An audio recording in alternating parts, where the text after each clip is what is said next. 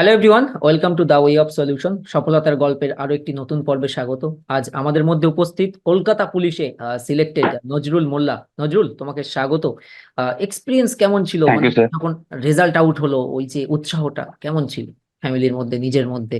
সব থেকে ভালো স্যার, যখন রেজাল্ট বেরোয় তখন আমি মাঠে উপস্থিত ছিলাম। বাড়িতে থাকতে পারছিলাম না এত, মানে ভেতরে একটা হার্ট বিট বেড়ে গেছিল যে কি হবে কি হবে।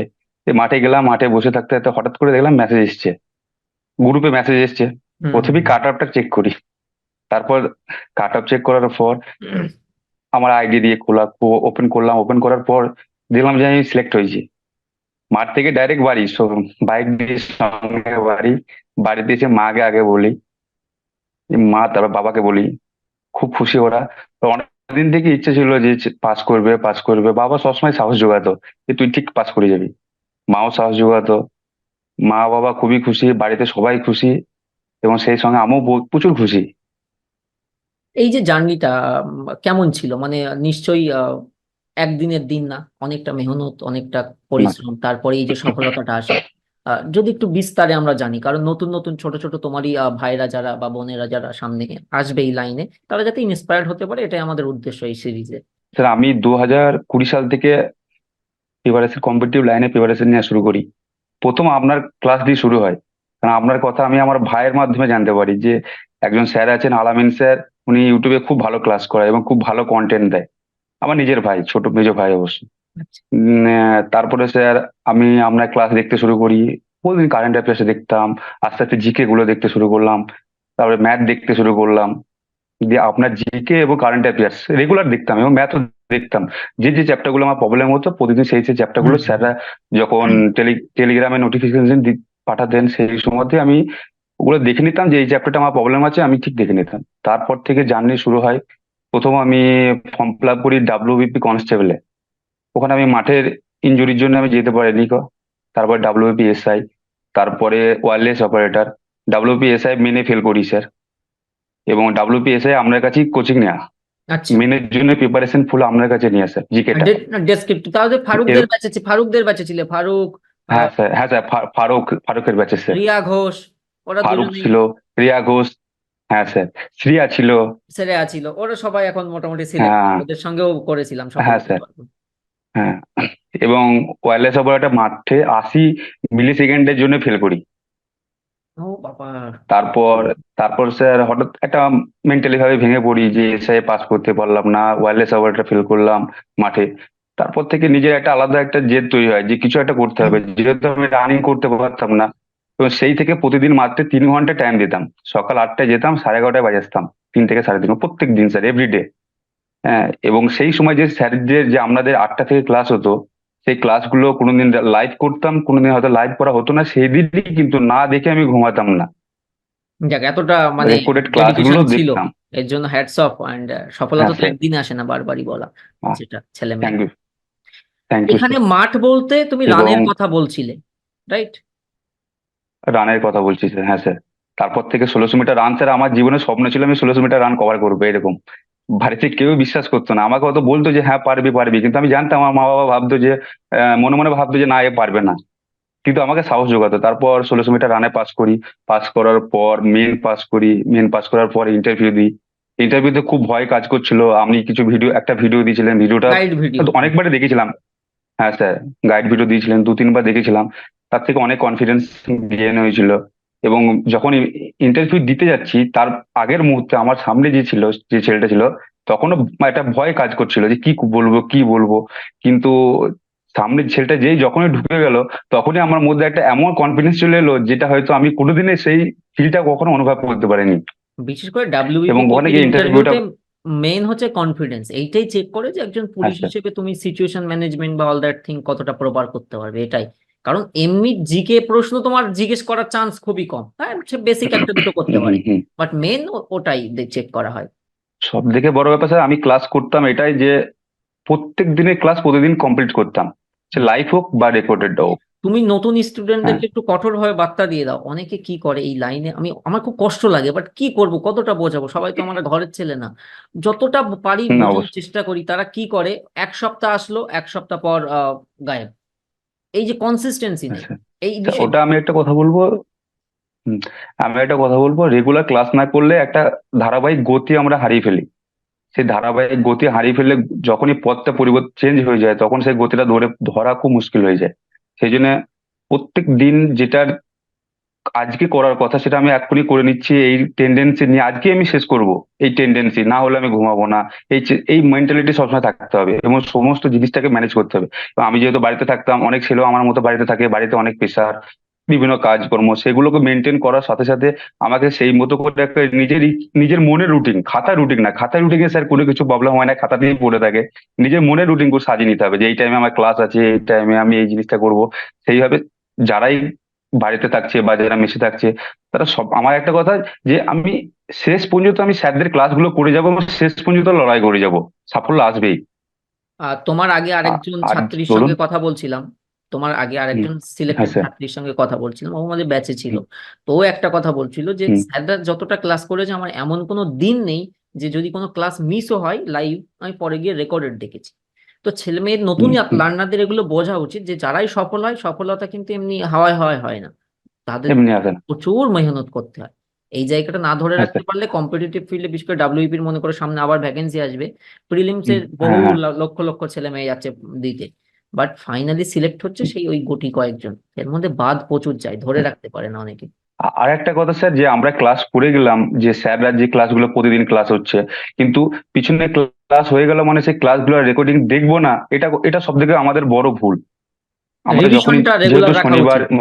হ্যাঁ হ্যাঁ স্যার, রিভিশনটা রবিবার দিন আমরা ফাঁকা থাকি, রবিবার দিন স্যারদের ক্লাসগুলো হয়তো আমি স্কিপ করে করে দেখলাম, কিন্তু আমাকে রেকর্ডিং ক্লাসগুলো আমাকে দেখতে হবে, রিভিশন মারতে হবে। রিভিশন না মারলে স্যার কখনোই কোনো কিছু সম্ভব না।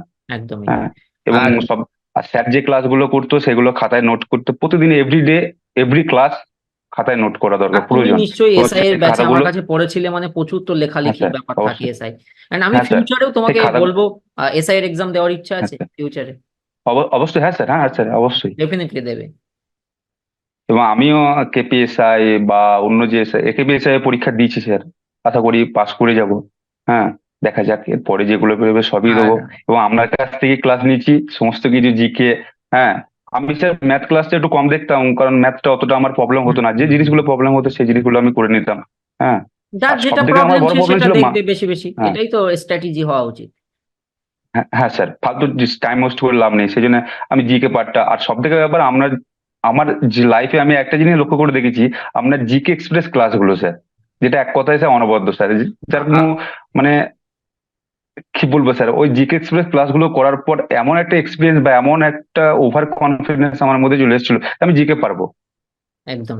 কারণ এক্সপ্রেসটা ওইভাবেই সাজানো। এবং আমি একটা মজার, হ্যাঁ তোমার স্যার, একটা গল্প তোমার সঙ্গে শোনাই। তুমিও যখন চাকরি পেয়ে যাবে, হ্যাঁ স্যার।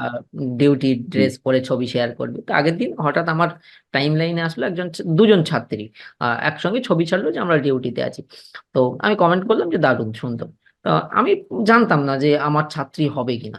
তো কমেন্ট আসলো, রিপ্লাই বলছে, স্যার এখনো কিন্তু জিকে এক্সপ্রেস দেখে যাচ্ছি, মেবি হয়তো এসআই হ্যাঁ, হবে। অবশ্যই স্যার। তো এর জন্য আমারও খুব খুশি লাগে। অ্যান্ড একটা আমি কথা বলবো নজরুল, বলুন। অনেস্টলি, হুম, যদি হ্যাঁ, তোমার মেজদা যেমন বলছিলে তোমাকে আমার কথা হুম, বলেছে, তো তোমার পাড়ায় নিশ্চয়ই হ্যাঁ ছোট স্যার। ছোট ভাই বা কেউ না আম- কেউ জিজ্ঞেস করবে। তো ডেফিনেটলি যদি রিকমেন্ড করার মতো হয় অনেস্টলি, যে যে সত্যি আলামিন স্যার যদি ভালো পড়ায়, তো ডেফিনেটলি তাদেরকে পাঠিও। তাতে এতে আমার খুশি হবে, কারণ আমি অ্যাডভার্টাইজমেন্টে বিশ্বাসী না, কর্মে বিশ্বাসী। না, আপনার কথা আমার গ্রামে স্যার, যে ছেলেগুলো কম্পিটিটিভ লাইনে পড়াশোনা করে, ফিল্ডে যখন বসে থেকে মাঠের মধ্যে গল্প করি, তখন সবাই একটাই কথা, স্যারের GK express class, master class. হ্যাঁ, আলামিন স্যারের, স্যার সরি স্যার আমরা নাম করলাম, আলামিন স্যারের নাম আমরা মোটামুটি সবাই জানে আমাদের গ্রামে। হ্যাঁ। আর একটা জিনিস স্যার, আপনি যে মাস্টার ক্লাস গুলো দিতেন বা জিকে এক্সপ্রেস গুলো দিতেন, প্রত্যেক দিন, প্রত্যেক এক্সামের আগে ওগুলো আমি রিভিশন করতাম, তবে এক্সাম দিতে দিতাম। একদমই, এটা বোঝা উচিত ছেলে মেয়েদেরও এটা আমার খুব কাজে লেগেছে। যে কম্পিটিটিভে কি আসবে বলা যাবে না, সুতরাং গোটা যে সিলেবাস রয়েছে আমাকে গুলে খেতে হবে, তাহলেই তো আমি কমন পাবো। ওই 50টা প্রশ্ন করে তো কমন পাওয়া সম্ভব না, না, না। না স্যার, আপনাকে অনেক ধন্যবাদ, ডাল্টন স্যারকে অনেক ধন্যবাদ। ডাল্টন স্যার অনেক ক্লাস করেছেন, আপনি অনেক ক্লাস করেছেন sir, Firoz sir, Arabul sir, হ্যাঁ সব স্যারই।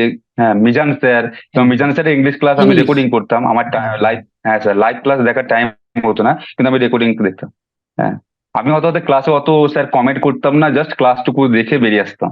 হ্যাঁ, অনেকে থাকে হ্যাঁ। গল্প করে, আমিও চাপে পড়ে যাই, এরা এত গল্প জোরে মাঝে মধ্যে আমিও খুব চাপে পড়ে যাই, কি করব ভাই, আর শিখতে সব এসছো থেকে ভালো শিখেছো। লাগে স্যার আমরা ক্লাসে একটা জিনিস সব থেকে ভালো লাগে আমাদের ব্যাচে TWS এর, যে একটা কোশ্চেন থেকে মানে হয়তো 10টা সেই জিনিসের সমস্ত ডিটেলস যেটা বলে দেন, এই জিনিসটা খুব ভালো লাগে, মানে রিভিশনের মতো হয়ে যায় স্যার। আমি এক হ্যাঁ, ঘন্টায় ওটা 20 পরে আর থেকে কখনো 25টা দেখতে হয় না। প্রশ্ন করাই, মানে নাম্বারিং অনুযায়ী গেলে এক কিন্তু থেকে মানে হ্যাঁ, 25টা কোশ্চেন, বাট বাস্তবে ওর মধ্যে বহু কিছু 100টার বেশি হয়ে যায়। বহুত কোশ্চেন থাকে, হ্যাঁ স্যার, অনেক। লাস্ট লাস্ট একটা জিনিস জানতে চাইবো, সেটা হচ্ছে ইন্টারভিউতে কেমন এক্সপিরিয়েন্স ছিল, কি কি কোশ্চেন জিজ্ঞেস করলো তুমি যখন এন্ট্রি নিলে, যারা নতুন তাদের সুবিধা হবে।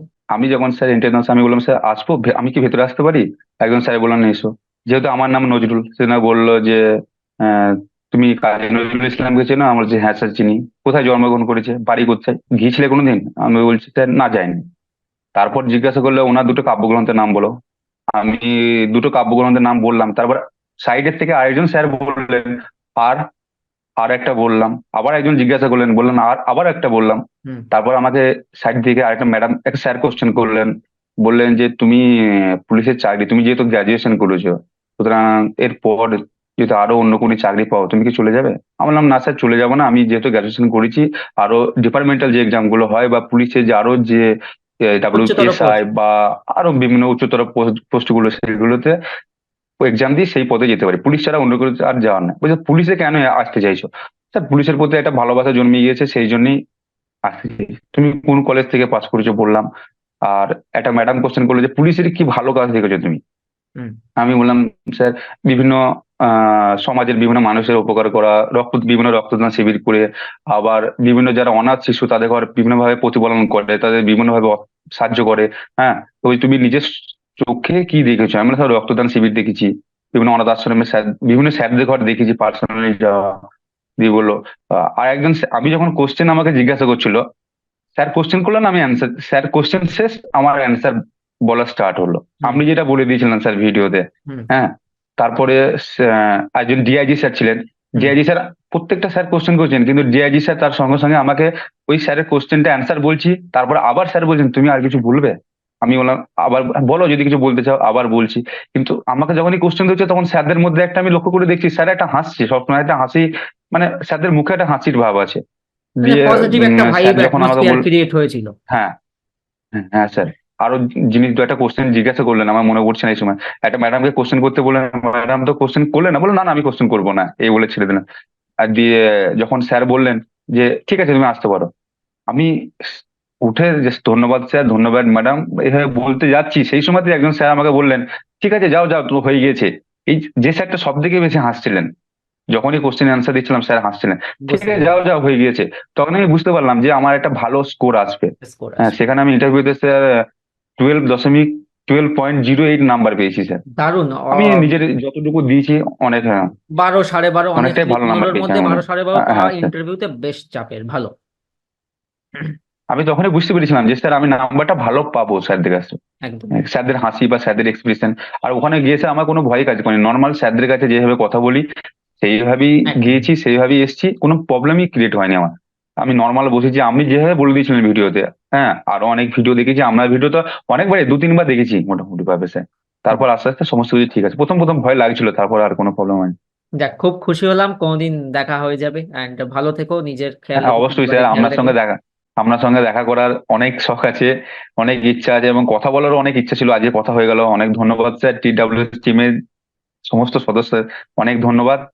হ্যাঁ, thank you thank sir. You, and তুমিও ভালো থেকো, নিজের খেয়াল রেখো, টাটা, অল দ্য বেস্ট। হ্যাঁ স্যার, হ্যাঁ স্যার, আপনি ভালো, ঠিক আছে, টাটা স্যার।